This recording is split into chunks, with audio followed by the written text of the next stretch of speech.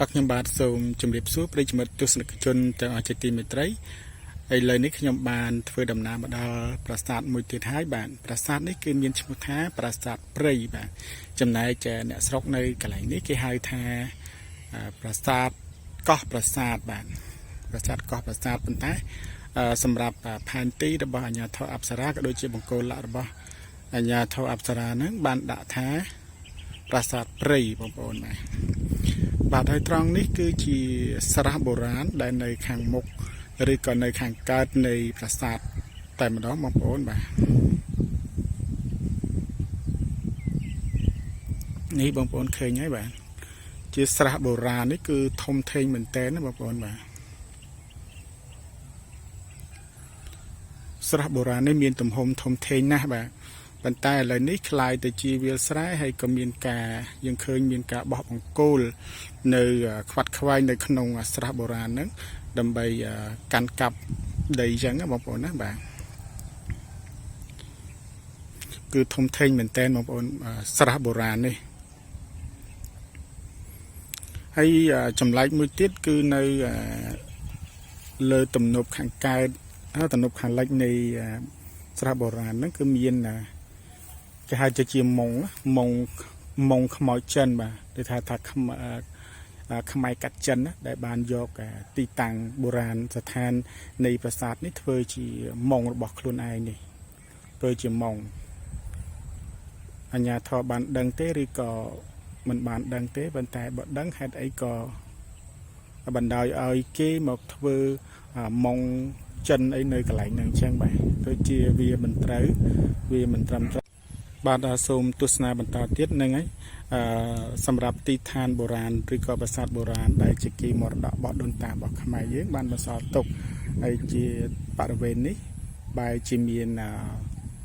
គេហៅថាម៉ុងខ្មោចចិនតែម្ដងបងប្អូនណាគេហៅថាបងប្អូនខ្មែរកាត់ចិនដែលយក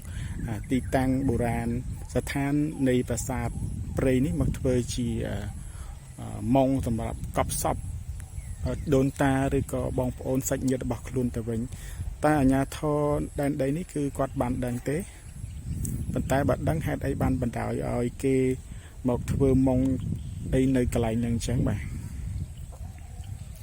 អញ្ចឹងបងប្អូននេះជាស្រះបុរាណហើយស្រះហ្នឹងគឺធំធេងមែនទែនគឺនៅខាងកើតនៃប្រាសាទព្រៃតែម្ដងបងប្អូនណាអញ្ចឹងចំណែកប្រាសាទនេះគឺប្រាសាទព្រៃនេះគឺស្ថិតនៅខាងលិចនេះតែម្ដងបងប្អូនណាអញ្ចឹងបន្ទាប់ពីនេះទៅខ្ញុំបាទនឹងទៅផ្តិតរូបភាពនៃប្រាសាទទាំងស្រុងដើម្បីជូនបងប្អូនទស្សនាទាំងអស់គ្នាបាទអញ្ចឹងសូមបងប្អូន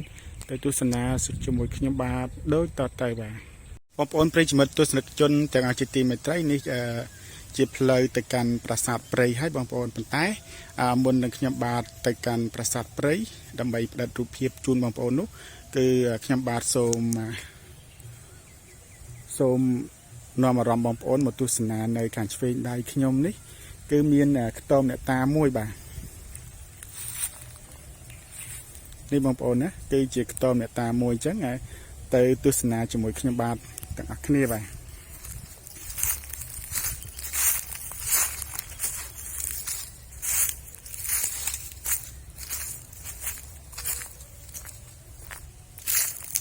បាទខ្ទមអ្នកតានេះគឺជាកន្លែងដែល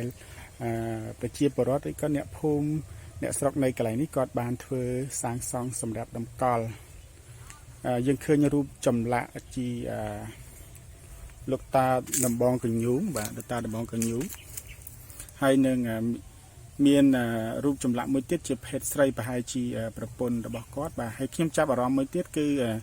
ជាថ្មប្រាសាទតែម្ដងនៅខាងក្រោយរូបចម្លាក់តាយាយលោកតាលោកយាយហ្នឹងគឺច្បាស់ជាថ្មប្រាសាទដែលយកមកពីប្រាសាទមកតម្កល់នៅទីនេះមិនខានទេបាទអញ្ចឹងសូមសម្រាប់លោកតាលោកយាយកូនចៅសូមសេចក្តីសុខចម្រុងចម្រើននិងជួយការពារប្រាសាទបុរាណ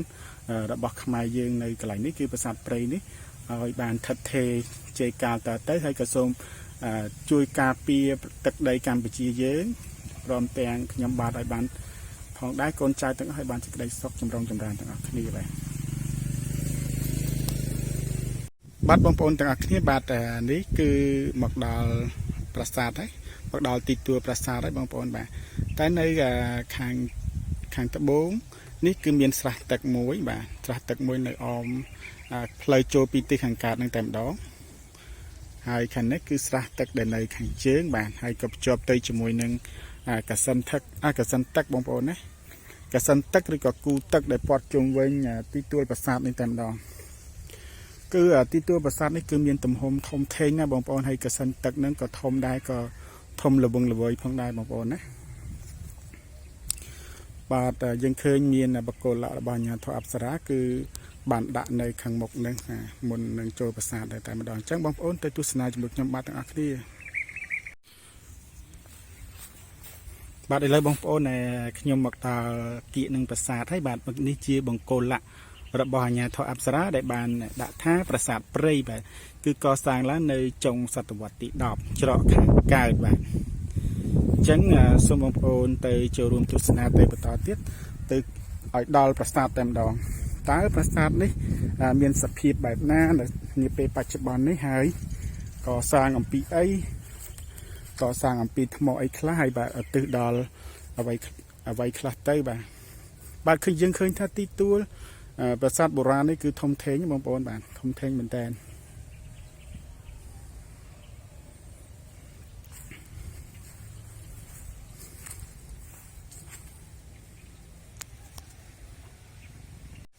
បាទបងប្អូនទស្សនិកជនទាំងអស់គ្នាបាទត្រង់នេះគឺជាបំណែក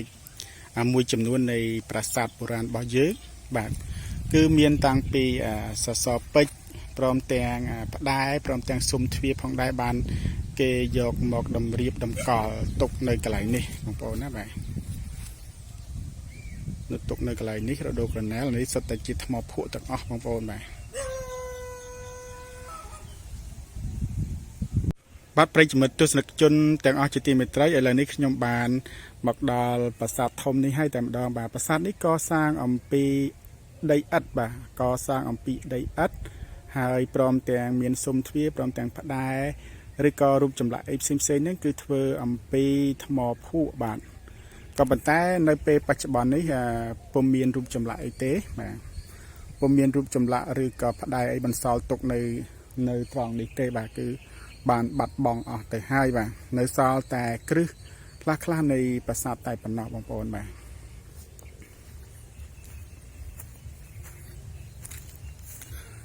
ាទអញ្ចឹងប្រាសាទនេះមានឈ្មោះថាប្រាសាទព្រៃប៉ុន្តែអ្នកភូមិនៅតំបន់នេះគាត់ហៅថាប្រាសាទកោះប្រាសាទព្រោះយើងឃើញថាដីទីនេះខ្ពស់បាទដីទីនេះខ្ពស់ធំហើយមានទឹកព័ទ្ធជុំវិញអញ្ចឹងទៅប្រជាជននៅតំបន់នេះគាត់ហៅថាប្រាសាទកោះអញ្ចឹងណាបងប្អូនបាទប្រាសាទនេះកសាងអំពីឥដ្ឋរួមជាមួយនឹងថ្មភក់ដែលជាផ្តែរស៊ុមទ្វារអីសសរពេជ្រអីហ្នឹងបាទប៉ុន្តែគេយកសសរពេជ្រផ្តែរឬក៏ស៊ុមទ្វារទៅដាក់នៅមួយចំហៀងនៅមួយខាងហើយបាទទៅនៅម្ដុំហើយបាទប្រាសាទនេះកសាងឧទ្ទិសដល់ព្រហ្មញ្ញសាសនាបាទព្រះតាមលទ្ធិព្រះសិវនិយមបាទហើយកសាងឡើងនៅក្នុងចុងសតវត្សទី10ប៉ុន្តែមិនដឹងថារាជាអង្គណាមួយជាអ្នកកសាងប្រាសាទនេះទេក៏ប៉ុន្តែតាមការសិក្សាស្រាវជ្រាវអំពីប្រវត្តិសាស្ត្របានឲ្យដឹងថានៅក្នុ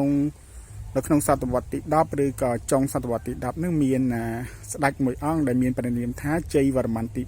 4បានសោយរាជ្យទៅក្នុងសតវត្សនឹងបាទនៅក្នុងសម័យកាលនឹង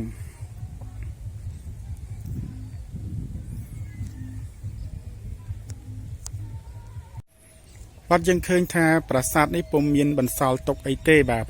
ពុំមានបន្សល់ទុកជារូបចម្លាក់ឬក៏សិវលិង្គអីទេបាទបាត់បង់អស់ទៅហើយបាទតាមអ្នកភូមិនៅតំបន់នេះគាត់បានប្រាប់ថាកាលមុនមានរូបចម្លាក់ដូចជាចម្លាក់ព្រះសិវៈឬក៏មានសិវលិង្គអីចឹងបាទនៅក្នុងប្រាសាទនឹងតម្កល់នៅក្នុងប្រាសាទនឹង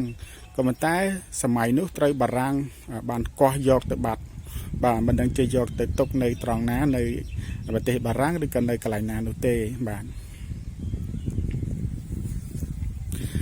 ទតាមការសិក្សាស្រាវជ្រាវនិងតាមរយៈការរៀមច្បងនៃក គេហៅថាមគ្គទេសចរនៃតំបន់អង្គរខេត្តសៀមរាបនេះគឺគាត់បានអត្ថាធិប្បាយប្រាប់ថាប្រាសាទនេះគឺរចនាបថកោះកេរបាទដែលជាប្រាសាទកោះកេរនៅក្នុងគេហៅថាសយ៉ងកោះកេរបាទនៅខាងខេត្តព្រះវិហារនៅក្នុងស្រុកគូលែនបាទនៅក្នុងខេត្តព្រះវិហារនាពេលបច្ចុប្បន្ននេះបាទគឺគេហៅថាសយ៉ងកោះកេរបាទចឹងនៅក្នុងសម័យកាលសតវត្សទី9ហ្នឹងគឺមានសម័យនោះគឺមានរាជធានីរហូតដល់ទៅ3កន្លែងឯណោះបាទចឹងរាជធានីទី1គឺនៅហរឡៃឬក៏គេហៅថារលួសគ្រប់ឥឡូវនេះគឺស្រុកប្រាសាទបាគងហ្នឹងដែលមានប្រាសាទបាគងនៅចំណុចកណ្ដាលបាទនៅចំចំណុចកណ្ដាលក្រោយមកបានបោះបង់រាជធានីបានរើរាជធានីហ្នឹងមកបន្តនៅយសោធរបុរៈដែលមានប្រាសាទភ្នំបាក់ខែងនេះជាចំណុចកណ្ដាលផងដែរបាទនៅក្នុងសម័យរាជធានីយសោធរបុរៈដែលមានប្រាសាទភ្នំបាក់ខែងជាចំណុចកណ្ដាលនោះគឺព្រះបាទដែលសោយរាជនៅក្នុងសម័យហ្នឹងគឺមានព្រះនាមថាយសោវរ្ម័នទី1បងប្អូនបាទហើយក៏មានរាជធានីនៅខាងកោះកេរផងដែរបាទសម័យហ្នឹងក៏មានរាជធានីនៅខាងកោះកេរផងដែរបាទដែលមានប្រាសាទធំឬក៏ប្រាសាទ7ជាន់ហ្នឹងដែលនៅចំចំណុចកណ្ដាលផងដែរបងប្អូនបាទបងប្អូនទស្សនិកជនទាំងអស់គ្នាបាទប្រាសាទនេះមានឈ្មោះថាប្រាសាទព្រៃបាទប្រាសាទព្រៃប្រហែលជាសម័យដើមប្រកាសជាមានព្រៃដុះជុំចិត្តព័ទ្ធជុំវិញជាពំខានទេប៉ុន្តែសម័យនេះគឺប្រាសាទព្រៃមួយនេះគឺលែងមានព្រៃទៀតហើយបងប្អូនបាទព្រោះឥឡូវនេះស្ថិតនៅក្នុងក្រុងបាទស្ថិតនៅក្នុងក្រុងហើយដូច្នេះក៏មានការកាប់ព្រៃកាប់ឆ្ការព្រៃដើម្បីយកដីធ្វើផ្ទះធ្វើសម្បែងអញ្ចឹងក៏វាលអស់ទៅបាទអញ្ចឹងនៅបន្សល់ព្រៃតែឈ្មោះទេបងប្អូនណាបាទបាត់បង់ទៅហើយបាទបាត់បង់ព្រៃឈើអស់ទៅហើយបងប្អូនបាទប្រាសាទនេះគឺមានតួប្រាង្គតូលតែមួយទេបាទកសាងអំពីឥដ្ឋបាទហើយមានលាយឡំជាមួយនឹងថ្មភក់ហ្នឹងបាទកសាងបែរមុខទៅទិសខាងកើតបាទប្រាសាទនេះគឺមានទីតាំងស្ថិតនៅក្នុងភូមិព្រៃចាស់គេហៅថាភូមិព្រៃចាស់ឃុំទឹកវិលក្រុងសៀមរាបខេត្តសៀមរាបបងប្អូនបាទប្រិយមិត្តទស្សនិកជនទាំងអស់ជាទីមេត្រីហេតុអីបានជាប្រាសាទនេះស្ថិតនៅក្នុងរចនាបថកោះកេរព្រោះថានៅសម័យយសោគេហៅថារាជធានីយសោធរបុរៈហ្នឹងគឺព្រះបាទយសោវរ្ម័នទី1ព្រះអង្គក៏បានសាងសង់រាជធានីនៅត្រង់ភ្នំបាខែងដែលជាចំណុចកណ្ដាលហ្នឹងតែម្ដងហើយក៏ក្រោយមកក៏បន្ទាប់ពីព្រះបាទយសោវរ្ម័នទី1គាត់ទ្រង់បានសោយទីបង្គត់ទៅក៏មានស្ដេច2អង្គទៀតជាអ្នកសោយរាជបន្តគឺជាពរាជបុត្ររបស់ព្រះអង្គតែម្ដងក៏ប៉ុន្តែសម្រាប់ការសោយរាជបន្តបន្ទាប់នៃរាជបុត្ររបស់ព្រះអង្គនេះគឺពុំបានសេចក្តីសុខទេព្រោះនៅក្នុងសម័យនោះគឺមានស្ដេចជ្រេចរាជមួយបាទស្ដេចជ្រេចរាជមួយព្រះអង្គនោះគឺត្រូវជាពូបាទត្រូវជាម្ចាស់ពូឬក៏ត្រូវជាប្អូនថ្លៃរបស់ព្រះបិតារបស់ព្រះអង្គក៏បានទៅប្រកាសរាជនៅខាងសយ៉ងកោះកេរសប្តាហ៍ថ្ងៃបាទនៅប្រាសាទកោះកេរសប្តាហ៍ថ្ងៃហ្នឹងបាទហើយបន្តមកក៏បានបង្កើតរាជធានីពិតប្រាកដមួយនៅសយ៉ងកោះកេរហ្នឹងបាទក្រោយមកបន្ទាប់ពីស្ដេចដែលជ្រេចរាជដែលគេហៅថាជ័យសំទោសស្ដេចដែលទៅជ្រេចរាជនៅសោយរាជនៅទីក្រុងនៅក្រុងកោះកេរហ្នឹងសយ៉ងកោះកេរហ្នឹងក៏បានសោយទីបង្គត់ទៅហើយក៏មានត្រូវជាម្ចាស់ក្មួយរបស់ព្រះអង្គហ្នឹងក៏បានឡើងសោយរាជបន្តបាទឡើងសោយរាជបន្តហ្នឹងក៏ព្រះអង្គក៏មិនបានស្ថិតនៅឯទីក្រុងកោះកេររាជធានីកោះកេរនោះបន្តទៀតទេព្រះអង្គក៏បានវិលមកកាន់ទីក្រុងយសោធរបុរៈវិញបាទព្រះអង្គគឺមានឈ្មោះថាជ័យវរ្ម័នទី4បាទជ័យវរ្ម័នទី4ហើយព្រះអង្គក៏បានមកកសាងរាជធានីនៅយសោធរបុរៈឡើងវិញមានការជួសជុលដូចជាប្រាសាទជាច្រើនបាទមានប្រាសាទមេបុនប្រាសាទប្រែរូបអីហ្នឹងបាទហើយក៏កសាងប្រាសាទកសាងរាជធានីជាបន្តទៀតបាទ ចឹងហើយយើងអាចសន្មតបានថាប្រាសាទនេះអាចជាកសាងដោយព្រះបាទជ័យវរ្ម័នទី4បងប្អូនបាទនៅព្រោះនៅក្នុងសតវត្សទី10ឬក៏ចុងសតវត្សទី10នឹងបងប្អូន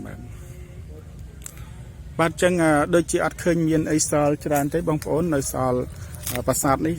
នាពេលបច្ចុប្បន្ននេះគឺបាក់បែកអស់ទៅហើយបាក់បែកអស់ទៅហើយនៅសល់តែគ្រឹះខ្លះនៃប្រាសាទតែប៉ុណ្ណោះបងប្អូនណាបាទ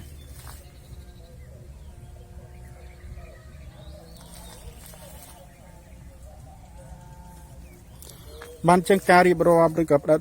រូបភាពអំពីប្រាសាទព្រៃនៅពេលនេះរបស់ខ្ញុំបាននៅពេលនេះគឺបានមកដល់ទីបញ្ចប់ហើយបើសិនជាមានការរបស់ខ្ញុំមានការអត្ថាធិប្បាយទៅដែលមិនស័ក្តិសមដែលពុំត្រឹមត្រូវទៅតាមអ្វីដែលបានចាបកន្លងមកគឺខ្ញុំបាទក៏សូមខន្តីអភ័យទោសចំពោះបងប្អូនផងបាទព្រោះពុំមានឯកសារច្បាស់លាស់ណាបានបញ្ជាក់អំពីប្រវត្តិនៃការកសាងប្រាសាទនេះឡើយបងប្អូនបាទគ្រាន់តែការសិក្សាស្រាវជ្រាវឬក៏យើងសិក្សាបន្តបន្ទាប់គ្នាតាមរៀមច្បងចាស់បាទអញ្ចឹងនៅក្នុងចំណុចនេះមកដល់ពេលនេះគឺខ្ញុំបាទសូមអរគុណហើយក៏សូមជម្រាបលាបាទ